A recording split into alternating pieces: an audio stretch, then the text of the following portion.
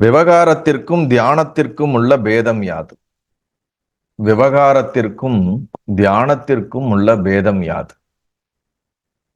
இந்த விவகாரம் அப்படிங்கிற சப்தத்துக்கான அர்த்தம் இந்த உலகத்திலே நாம் ஜீவத்தன்மையோடு வாழக்கூடிய இந்த அனுபவம் என்று அர்த்தம்.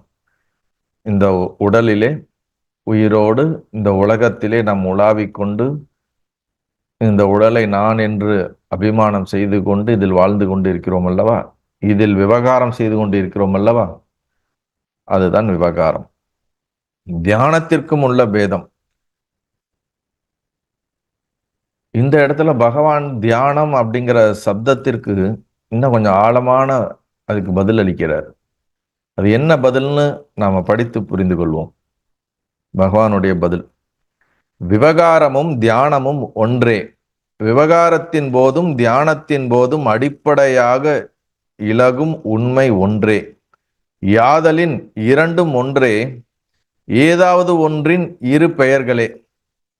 ஒரே வஸ்துவை இரு பாஷைகளின் பெயர்களாக குறிப்பது போன்றதே. காக்கைக்கு கண்கள் இரண்டு எனினும் கருவிழி ஒன்றே, இரு கண்கள் வழியே பார்ப்பதும் ஒரே கருவிழியே. யானைக்கு நாசியும் துதிக்கையும் ஒன்றே, அதனாலேயே அது சுவாசிக்கிறது, நீரையும் பருகுகிறது. பாம்பும் பார்ப்பதும் கேட்பதும் ஒரே கரணத்தாலேயே. கரணம் என்றால் கருவி. அவ்வாறேதான் விவகாரமும் சமாதியும். விவகாரமும் சமாதியும் ஒன்றுதான் அப்படின்னு கடைசி லைன்ல பகவான் சொல்றாரு, கடைசியாக சொல்லி முடிக்கிறாரு. கேள்வி என்னன்னா, விவகாரத்திற்கும் தியானத்திற்கும் உள்ள பேதம் யாது? அப்ப இங்க தியானம் என்ற இந்த சப்தத்திற்கு சமாதி என்ற அர்த்தத்தை பொருள் எடுத்துக்கொள்ள வேண்டும்.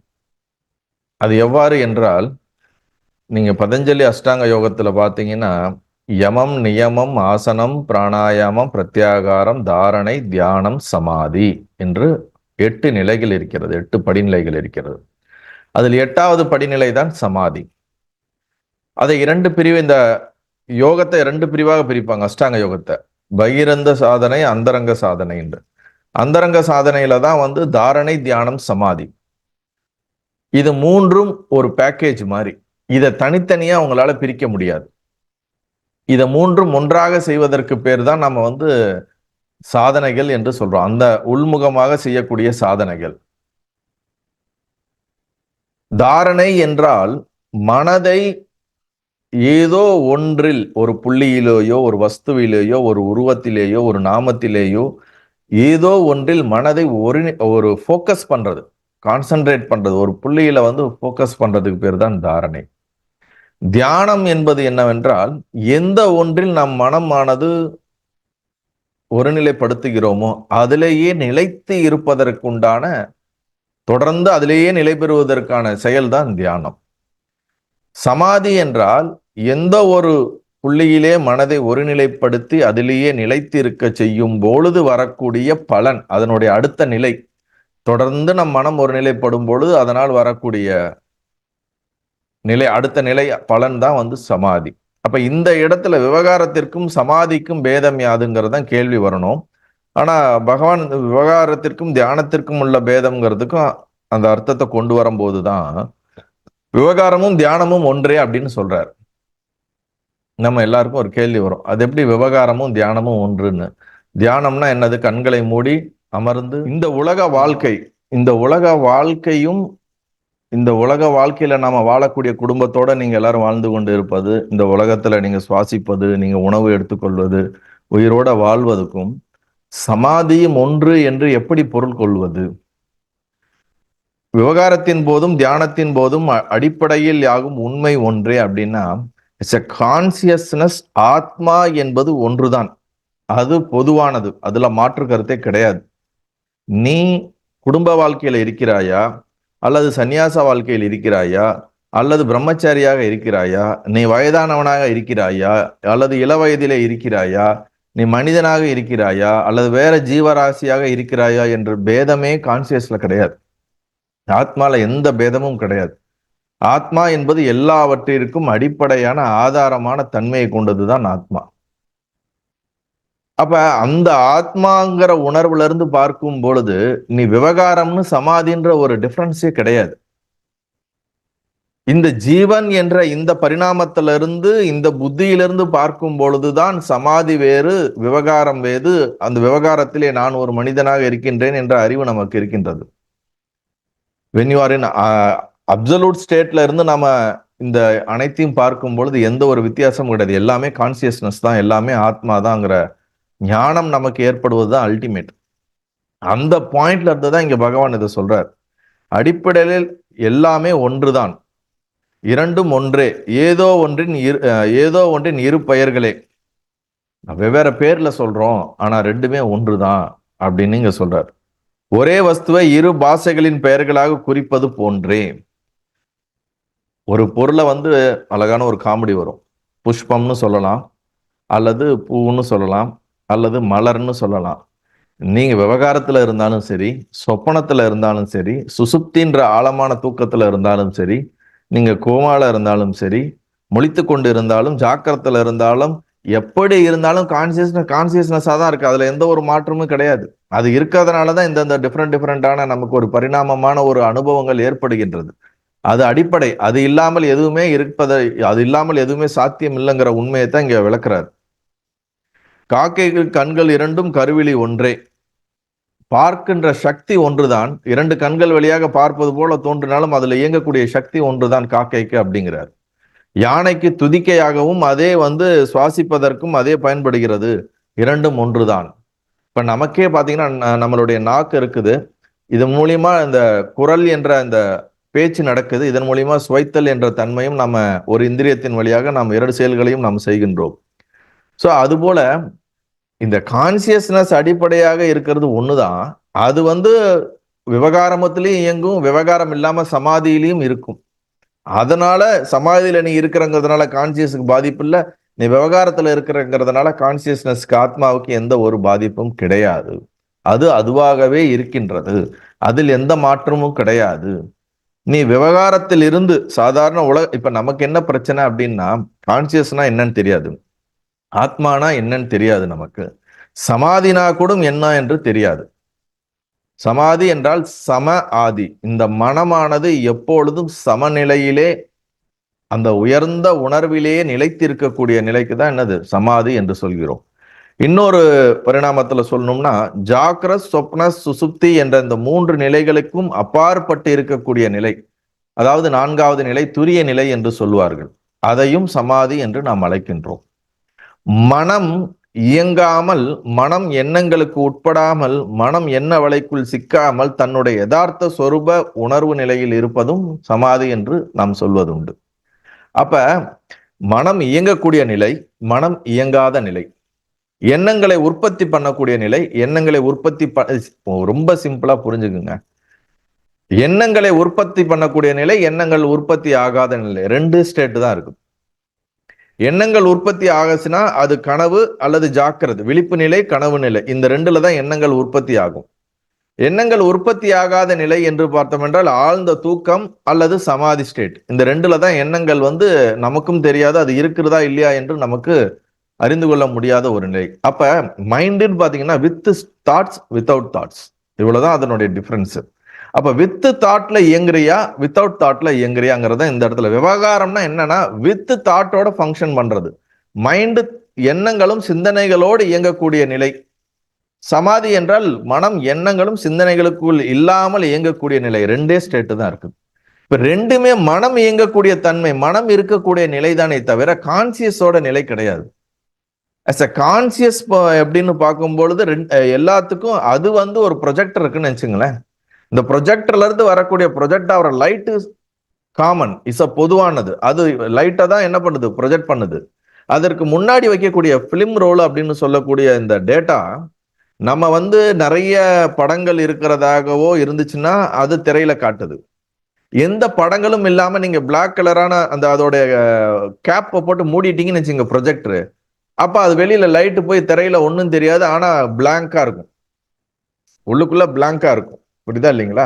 அப்ப அதுக்கு முன்னாடி இமேஜ் வச்சா அந்த இமேஜை ப்ரொஜெக்ட் பண்ணும். இமேஜ் இல்லாம நீங்க வெறும் பிளாக்கான ஒரு திரையை வச்சீங்கன்னா அது பிளாக்கா, அது என்னது எதையுமே ப்ரொஜெக்ட் பண்ணாது.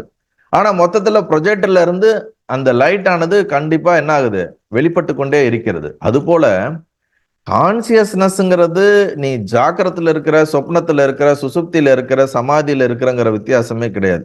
அது எப்பொழுதும் சுயம் பிரகாசமாக அருட்பெரும் ஜோதியாக அது எப்பொழுதும் ஒளிர்ந்து கொண்டே இருக்கிறது என்பதை புரிந்து கொள்ள வேண்டும். அதனாலதான் அது சுயம் பிரகாசம். புரியுதுங்களா? சார்ஜ் போட்டா அப்பப்ப அது லைட் எரியும்னா அதுக்கு பேர் சுயம் பிரகாசம் கிடையாது. அது சுயம் பிரகாசமா எப்பொழுதுமே இருந்து கொண்டே இருக்கிறது. அதற்கு முன்னாடி வரக்கூடிய ஸ்லைடு தான் நம்மளுடைய மனம் அப்படிங்கக்கூடிய ஒரு தன்மை. அது எண்ணங்களோடு இருக்கக்கூடியது முன்னாடி வருதா, எண்ணங்கள் இல்லாம வெறும் பிளாங்க் ஸ்பேஸா இருக்குதா? அதுதான் இந்த இடத்துல. இப்ப பகவான் இங்க என்ன சொல்றாரு, விவகாரத்துக்கும் தியானத்திற்கும் ஆஸ் அ கான்சியஸ் ஸ்டேட்ல இருந்து எந்த பேதமும் கிடையாதுன்னா, நீ பிளாங்க் ஸ்பேஸா இருக்கக்கூடிய பிளாக் ஸ்கிரீனை போடு, இல்ல இமேஜை போடு, எதை வேணாலும் போடுவேன், எனக்கு அதுக்கு சம்பந்தம் இல்லை. நான் லைட்டை ப்ரொஜெக்ட் பண்ணக்கூடிய ஒரு சுயம் பிரகாசம், ஐ எம் கான்சியஸ்னஸ், அவ்வளவுதான். That is the ultimate clarity. அதுவாக நான் இருக்கிறேன் என்று நீ புரிந்துக்கணுமே தவிர, நீ விவகாரத்துல இருக்கிறது சரிங்களா, சமாதியில இருக்கிறது சரிங்களா, இல்ல கனவுல இருக்கிறது சரிங்களான்னா அதுவெல்லாம் நமக்கு அப்பாற்பட்டு நமக்கு அடுத்து இருக்கக்கூடிய ஒரு நிலைதானே தவிர அதுவே நாம் கிடையாது என்பதை இங்க புரிந்து கொள்ள வேண்டும். எப்போது எவன் ஒருவன் தன்னை கான்சியஸ்னஸ்ன்னு உணர்ந்த மாத்திரத்துல அவன் எப்பொழுதும், இப்ப நீங்க எல்லாம் இருக்கிறீங்க, நாம எல்லாம் ஒரு ஹியூமன் பீயிங்ஸ்ல ஆண் பெண் என்ற 2 தன்மையில இருக்கிறவங்க இருக்கிறாங்க. இப்போ உங்களுக்கு யாருக்காவது சந்தேகம் இருக்கா, நீங்க ஆண் அல்லது நீங்க ஒரு பெண்ணுன்னு உங்களுக்கு ஏதாவது சந்தேகம் இருக்கா? கண்டிப்பா சந்தேகமே இருக்காது. ஏன்னா உங்களுக்கு டிஃபால்ட்டா உங்களுக்கு நீங்க ஆணா, நீங்க எந்த சரீரத்தில் இருக்கீங்களோ நீங்க ஆணாவோ பெண்ணாவோ இருக்கிறீங்கிறது உங்களுக்கு அல்டிமேட்டான ஒரு புரிதல். நீங்க எவ்ரிடே மார்னிங் எந்திரிச்ச உடனே நான் ஆணாக இருக்கிறேன், நான் ஆணாக இருக்கிறேன், நான் ஆணாக இருக்கிறேன் மந்திர ஜபம் ஏதாவது பண்றீங்களா?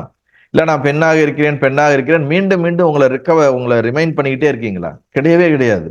நீங்க ஆணா இருக்கிறேன்னா பெண்ணா இருக்கிறேன்னு கூட நினைக்கிறது கிடையாது. ஆனா நீங்க அந்த எந்த சரீரமோ அந்த சரீரத்தோட உணர்வுல தான் நீங்க இயங்கிட்டு இருக்கீங்கிறது உங்களோட டிஃபால்ட் ஐடென்டிட்டி.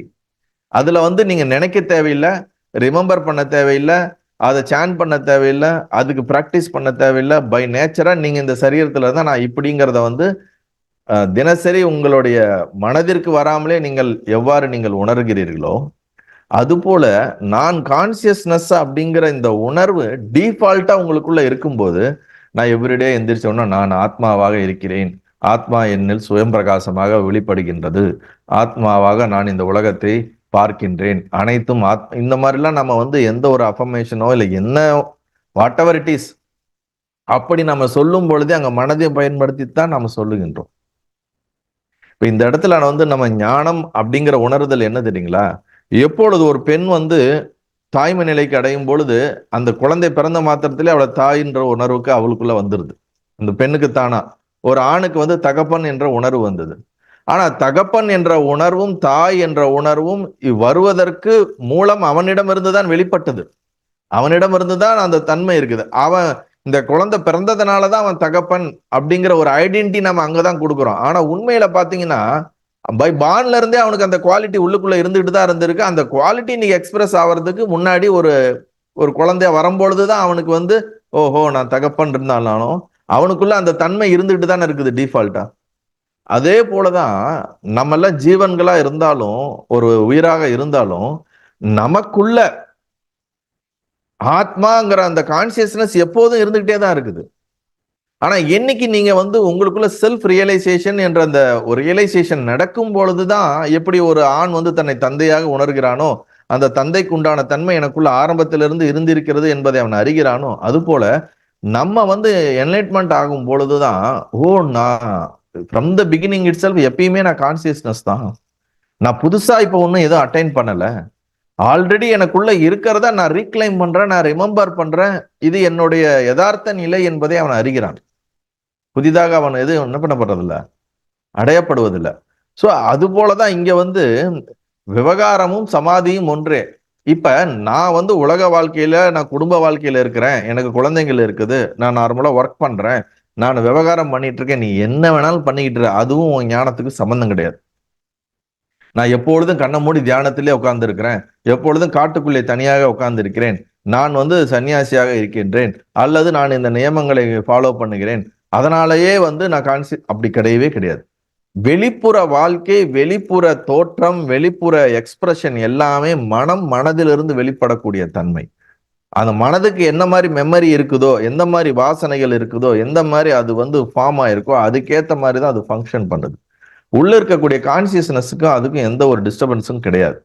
இப்ப நேத்து நம்ம வகுப்புல கூட ஒருத்தங்க கேட்டிருந்தாங்க, பல ஞான புருஷர்கள் அவர்களுடைய வாழ்க்கையில வெவ்வேறு விதமாக இருக்கிறார்களே, அவர்கள் ஒரு சில பேர் நல்ல வகுப்புகளை எடுத்து உலகத்துல இருக்கவங்களாம் வழிகாட்டுறாங்க.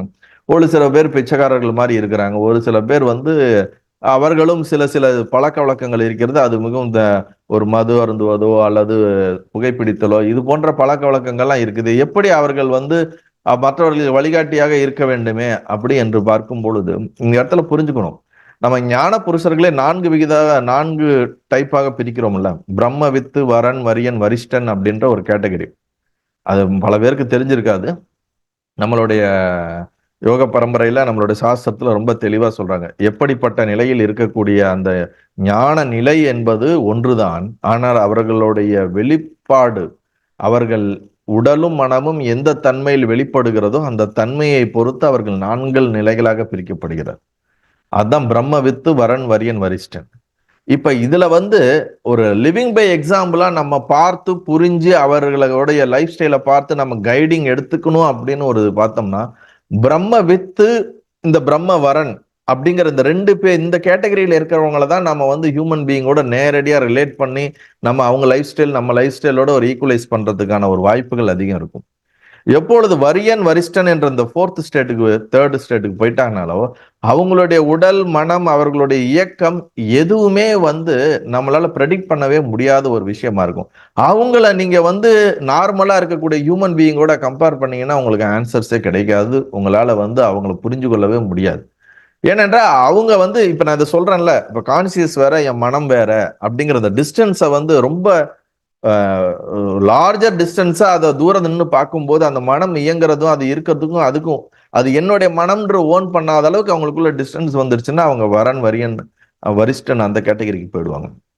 யார் ஒருத்தர் மனதையும் தன்னுடைய பார்வையில சாட்சியாக அதை பார்த்து கொண்டு தான் செய்ய வேண்டிய காரியங்களோட விழிப்புணர்வோடு செய்து கொண்டு எப்பொழுதும் ஐ எம் கான்சியஸ்னஸ் அப்படிங்கிற அந்த அனுபவ உணர்வோடு இருந்து மற்றவர்களுக்கு இந்த விஷயங்களை சொல்லும் பொழுதே அவங்க பிரம்ம வித்துங்கிற கேட்டகரியில வந்துடுறாங்க. ஸோ நீங்க எக்ஸாம்பிள்ஸா நீங்க லைஃப்ல நீங்க ஃபாலோ பண்ணி எடுக்கிறதுக்கு பிரம்ம வித்துங்கிற அந்த ஞான புருஷர்களை தான் நம்ம லைஃப்ல நம்ம எடுத்துக்கிறது நல்லதே தவிர, மற்ற எக்ஸ்ட்ராடனரியா எல்லா இடத்துலயும் ஒரு நெக்லிஜென்ஸ்ன்றது ஒரு 5% இருக்கும்.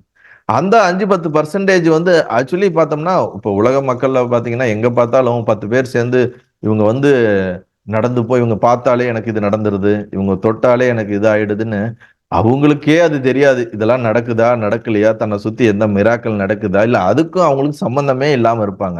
ஆனா அந்த சுத்தி இருக்கிற மக்கள் இருக்காங்கல்ல, அவங்க பண்ணக்கூடிய அந்த ஒரு ஒரு என்ன சொல்றது, ஒரு டிராமட்டிக்கலான விஷயம். சமீபத்துல திருவண்ணாமலையில அந்த மாதிரி விஷயங்கள் நிறைய நடக்கிறது. யாராவது ஒருத்தங்க அவங்க பித்து பிடிச்ச மாதிரி இருந்தாங்கன்னா போதும், அவங்க மிகப்பெரிய ஞானி, அவங்க பார்த்தாங்கனாலே இப்படி ஆயிடும், அவங்க பெரிய ஒரு சித்த புருஷர்கள், அவங்க பின்னாடியே கிரிவலம் போறது, அவங்கள சுத்தி நிக்கிறது.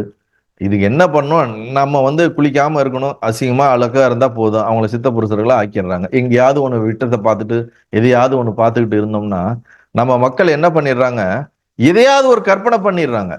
சுத்தி இருக்கிற மக்களுக்கு ஒரு ஞான புருஷர்களை எப்படி ஐடென்டிஃபை பண்றதுன்னு தெரியாது. ஒரு 4 பேர் சேர்ந்துட்டு கோவிந்தா கோவிந்தா கோவிந்தான்னு எல்லாரும் சேர்ந்து கோவிந்தான்ற மாதிரி மனிதனுக்கு ஒரு சரியான புரிதல் இல்லாட்டி ஒரு பக்தி மார்க்கத்துல அவன் என்னத்தையோ என்ன பண்ணிக்கிட்டு இருக்கான், போய்கிட்டே இருக்கிறான். ஆனா அது அப்படி கிடையாது. நீங்க ஈவன் அவர்கள் அந்த தெளிவே அடைஞ்சிருந்தா கூட அவர்களுக்கு சுத்தி நடக்கிறதுக்கும் எந்த சம்பந்தமும் கிடையாது. என்னமோ இருந்துட்டு போகுது, என்னமோ பண்ணிட்டு போறாங்க, எனக்கு அதுக்கு சம்பந்தம் இல்லைன்னு இருப்பாங்க. ரமண மகரிஷி அப்படிதான் பல காலத்துல அப்படி இருந்திருக்காரு. தன்னை சுத்தி எது நடந்தாலும் இந்த ஆசிரமமே என்னதில்லைன்னு அவர் அதுல இருந்து விலகின உணர்வோட தான் இருந்திருக்காரே தவிர அது தன்னுதுன்ற உணர்வோட அவர் எப்பயுமே பார்த்தது கிடையாது. தன்னுடைய உடலையே நான் அல்ல அப்படிங்கிறது விலகி இருந்தனாலதான் அவருக்கு உடல் அவ்வளவு பெரிய உபாதை வரும்போது கூட அந்த மன சஃபரிங் இல்லாம அவரால் இருக்க முடிஞ்சது. ஸோ நம்ம நல்லா புரிஞ்சுக்க வேண்டியது என்னன்னா, நமக்கு ஒரு இன்டெலிஜென்ஸ் வேணும், அவங்கள கரெக்டா அப்சர்வ் பண்ணி அவங்க கூட இருந்து அவங்களுடைய தன்மையை புரிந்து கொள்வதற்கு. அந்த இன்டெலிஜென்ஸ் இல்லாட்டினா நமக்கு வித்தியாசப்படுத்துறதுக்கோ புரிஞ்சு கொள்றதுக்கோ தெரியாத போது மற்றவங்க சொல்றதையும் இல்லை நமக்கு கேட்கப்படுறதையும் எடுத்துக்குவோமே தவிர உண்மையை நம்ம சரியா புரிஞ்சுக்க முடியாம போறதுக்கு வாய்ப்புகள் இருக்கிறது. அதனால இரண்டாவது வந்து அஹ், அவர்களை ஆராய்வது நம்மளுடைய இது கிடையாது. நம்ம வந்து ஒரு லிவிங் பை எக்ஸாம்பிளா நம்ம லைஃப் ஸ்டைலுக்கு நமக்கு சொல்லி தருவதற்கு நம்ம பார்க்கக்கூடியதுக்கு. இப்ப கிருஷ்ணர் இருந்திருக்காரு, அவர் மிகப்பெரிய அவதார புருஷர் தான், பெரிய ஞானி தான். ராமர் இருந்திருக்காரு, மிகப்பெரிய ஒரு ஞானி தான். ராமகிருஷ்ணர் இருந்திருக்காரு, ஆனா ராமகிருஷ்ணனோட வாழ்க்கையில் அவர் டீச் பண்ணதுங்கிறது பெரிய விஷயம் நமக்கு எங்கேயுமே கேட்கப்படுவதில்லை. விவேகானந்தர் அதுக்கப்புறம் அவர் வந்து அவருடைய டீச்சிங் சொல்லி இவர் எஸ்டாப்ளிஷ் பண்ணதான் ராமகிருஷ்ண மடமாக பெரிய ஏற்படுது. ராமகிருஷ்ணன் இறக்கும்போது சுத்தி ஒரு 15 பேர் தான் இருந்தாங்க, அதுக்கு மேல வேற யாரும் கிடையாது. அவரோட லைஃப் ஸ்டைல் வந்து இன்னைக்கு அவரோட லைஃப்ல பாத்தீங்கன்னா அவர் செய்யக்கூடிய சின்ன சின்ன காரியங்கள்லாம் நம்மளால வந்து இது எப்படி அக்செப்ட் பண்ணிக்க முடியுதுன்னு நமக்கே தெரியாம இருக்கலாம். ஆனா எல்லாரும் சேர்ந்து ஒரு கடவுளாக பார்க்கும் பொழுது நாம் என்ன பண்ணிடுறோம், ஓ இவர்கள் கடவுளாக இருப்பார்கள். உண்மையாலுமே அவங்க ஞானியா இல்லாட்டினா கூட அவர்களை கடவுள் ஆக்கிடுறாங்க இன்னைக்கு இருக்க மக்கள். ஞானியா இருந்தாலும் அதை ஏற்றுக்கொள்ள மனமானது பல பேருக்கு வருவதற்கு சிரமமாக இருக்குது. அது எதுக்கு சொல்ல வரேன்னா, வெளியே அவர்களுடைய தோற்றத்தையும் அவர்களுடைய செயல்பாடுகளையும் வைத்து நாம் கணிக்க முடியாது. இது ரொம்ப தெளிவா நம்ம சாஸ்திரத்திலே சொல்லப்பட்டிருக்கு.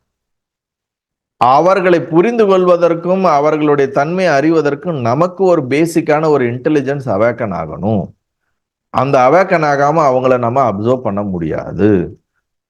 நான் ஏற்கனவே முந்தா நேத்து சொன்னது போல தேனி சுவாமிகள் என்பவர் சாதாரண ஒரு குடும்பஸ்தனா வாழ்ந்து போனாரு. நிசர்தத்தா மகாராஜ் என்றவர் மும்பைல மகாராஷ்டிரால இருந்த ஒரு சாதாரண ஒரு லைஃப்ல தான் வாழ்ந்துட்டு போனாரு. அப்ப அவங்களெல்லாம் எப்படி அவர்கள் எந்த உணர்வு நிலையிலிருந்து என்ன ட்ரூத்த மக்களுக்கு அல்லது என்ன அவங்க கம்யூனிகேட் பண்ணியிருக்காங்க. எவ்வளவோ ஞான புருஷர்கள் வாழ்க்கையில இந்த உலகத்துல இருந்திருக்காங்க, அவங்க இருந்த இடம் தெரியாமல் வாழ்ந்து சென்று இருக்கிறார்கள். இன்னைக்கு ஃபேமஸா பேசப்படுறவர்கள் தான் நமக்கு தெரியுதே தவிர, பல பேர் உலகத்தில் அறியப்படாமல் தான் இருந்த இடம் வடுகூடும் தெரியாமல் அவர்கள் வந்து சென்று இருக்கிறார்கள். அதனால வந்து அவர்கள் வெளிப்படுத்தக்கூடிய உண்மை அந்த ட்ரூத்ல இருந்து தான் நம்ம அவர்களை வந்து கேட்ச் பண்ண முடியுமே தவிர வெளிப்புற செயல்பாடுகள் அப்படின்னு கிடையாது. நேற்று டிஸ்கஸ் பண்ணும்போது அதான் சொல்லியிருந்தாங்க. இப்போ ஈவன் நம்ம விசிறி சுவாமிகள் திருவண்ணாமலையில இருக்காங்க, ரொம்ப ஃபேமஸ். பட் அவரால் என்ன டீச்சிங் உலகுக்கு கொடுக்கப்பட்டிருக்குது அப்படின்னு நீங்க பாத்தீங்கன்னா உங்களால ஃபைண்ட் அவுட்டே பண்ண முடியாது. அவருடைய உபதேசங்கள் அவருடைய டீச்சிங்ன்றது ரொம்ப சின்ன சின்னதா இருக்கும், ஒன்று ரெண்டு விஷயங்கள் தான் அங்கங்க கிடைக்கும். ஆனா பக்தி மார்க்கத்துல அவர் ஒரு பெரிய ஒரு அவதார ஞானி அப்படின்னு சொல்லி ஒரு மார்க்கம் இருக்கின்றது, நான் இல்லைன்னு சொல்ல வரல, புரியுதா இல்லைங்களா? இப்ப சேஷாத்திரி சுவாமிகள் இருந்தாங்க, அவர் என்ன உபதேசம் அவர்கள் மற்றவர்களுக்கு கொடுத்தார்கள் என்று பாத்தீங்கன்னா தேடி பாத்தீங்கன்னா பெருசா கண்டுபிடிக்க முடியாது. ஆனா அவர்களுடைய இருப்பு, அவருடைய எக்ஸிஸ்டன்ஸ், அவர்களுடைய செயல்பாடுகளை வச்சு அவர்களை சுத்தி ஒரு பக்தி மார்க்கமாக ஒன்று உருவாக்கப்பட்டது. ஆனா நேரடியாக அவர்கள் ஞானத்தை டிரான்ஸ்ஃபர் பண்ணியிருக்காங்களா அப்படின்னு நீங்க அனலைஸ் பண்ணீங்கன்னு வச்சுங்களேன், அவ்வளோ பெரிய ஒரு ஃபைண்ட் அவுட் உங்களால உங்களை கண்டுபிடிக்க முடியாது. ஆனா அவர்கள் எல்லாம் ஒரு ஞான புருஷர்கள் தான். அவர்களுடைய மனம் எப்படி இயங்கியதோ அது போன போக்கில் இயங்கட்டும்னு விட்டுட்டு அவங்க அந்த மனதுக்கும் எனக்கும் சம்பந்தம் இல்லை அப்படிங்கிற அந்த உணர்வு நிலையில இருந்தார்கள் என்பதுதான் உண்மை. இப்ப இங்க ஏன் இதெல்லாம் நம்ம இவ்வளவு தூரம் அதை டிஸ்கஸ் பண்றோம் அப்படின்னா, விவகாரமும் சமாதியுமே நான் அல்ல, ஐ எம் அ கான்சியஸ்னஸ், நான் ஆத்மாவாக இருக்கிறேன். அந்த எக்ஸ்பீரியன்ஸை வந்து ரிமெம்பர் கூட பண்ண தேவையில்லை. ஒரு வாட்டி அவர்களுக்குள்ள தீர்க்கமாக உணர்வு ஏற்பட்டுருச்சுன்னா அது மாறவே மாறாது.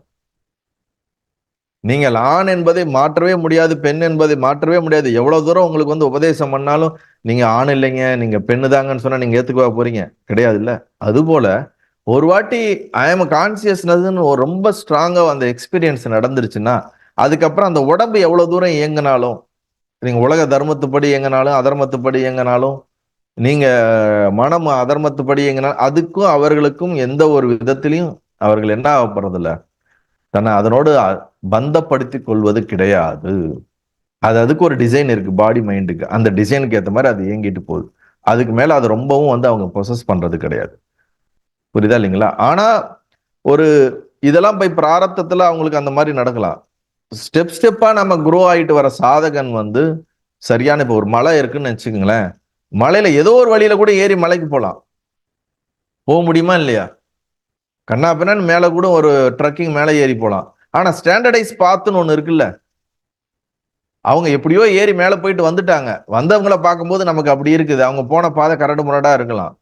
ஆனா நம்ம போறோம் இப்போ அப்படின்னா மலையில ட்ரெக்கிங் ஏறணும்னா உங்களுக்கு ஒரு கைடு வேணும், சரியான பாதையில கூட்டிட்டு போகணும், ஸ்லிப் ஆகக்கூடாது, மழை வந்தாலும் கிரிப் இருக்கணும், ஸ்டாண்டர்டைஸான ஒரு பாதை இருக்கும், இது எல்லாத்தையும் பார்த்து தான் கூட்டிட்டு போகணும். அப்ப ஸ்டாண்டர்டைஸா க்ரோ ஆவர் ஸ்டெப்ஸ், சாதனைகள் என்ன, மெத்தட் என்னங்கிறது தான் ஜெனரல் அப்ரோச். ஆனா யாராவது ஒருத்தர் அவரு விருப்பப்படி தனியா கூட மேல ஏறி ஒரு ரூட்ல போயிட்டு வரலாம். அப்படியும் போக முடியுங்கிற ஒரு ஆப்ஷனும் இருக்குங்கிறத தெரிஞ்சுக்குங்க. ஏன்னா சாதன சதுஷ்டயமாக இருக்கட்டும், மற்ற நம்மளுடைய பண்ணக்கூடிய சாதனைகளா இருக்கட்டும், ஆத்மாவை உணர்வதற்காக நாம் எடுக்கக்கூடிய எல்லா சாதனைகளுமே ஸ்டாண்டர்டைஸ்டான ஒரு ரூட். இப்படி இப்படிலாம் நீ க்ரோ ஆனேன்னா, இப்படி இப்படிலாம் நீ முயற்சி பண்ணேன்னா டெஃபினட்டா நீ வந்து எவால்வ் ஆவ. எனக்கு ஒரு வித்தியாசமா இருக்குன்னா you can try your own way. But standardised பாத்துன்னு ஒன்று இருக்குல்ல, அந்த பாத்து டெஸ்ட் பண்ண பார்த்து நம்மளுடைய ரிஷிகளாலும் முனிகளாலும் பலதரம் பட்டவர்களாலும் அது ஆராயப்பட்டு அங்கீகரிக்கப்பட்டு அவர்களும் உணர்ந்ததைத்தான் தொடர்ந்து சொல்லிக் கொண்டே இருக்கிறார்கள். ஸோ நம்ம புரிஞ்சுக்க வேண்டியது என்னன்னா, விவகாரமும் தியானமும் அதாவது சமாதியும் இரண்டுமே ஒன்றுதான். கான்சியஸ் என்ற நிலையிலிருந்து பார்க்கும் பொழுது சாதாரண மனிதனாக இருந்து விவகார நிலையில் பார்த்தீர்கள் என்றால் இரண்டும் வெவ்வேறாகத்தான் நமக்கு தோன்றும். இதுதான் இதோட புரிதல். நாம புரிஞ்சுக்க வேண்டிய ஒரு விஷயம். நல்லது.